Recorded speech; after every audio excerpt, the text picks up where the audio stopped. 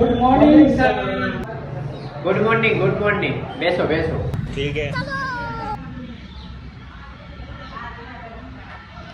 દયારામ બેટા તે આ મહિનાની ફી ભરી દીધી?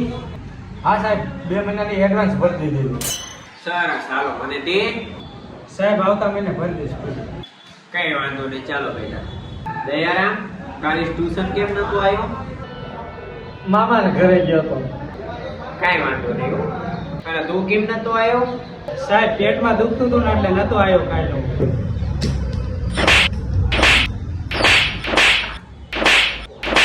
દયારામ બેટા આપણા દેશનું નામ શું છે? ભારત માતા। સરસ સરસ દયા બેટા। હવે તું બોલ ગાંધીજીના માસીના દાદાના છોકરાનું નામ શું હતું? बाप रे। દયારામ બેટા ઉત્તરાયણ ક્યારે આવશે?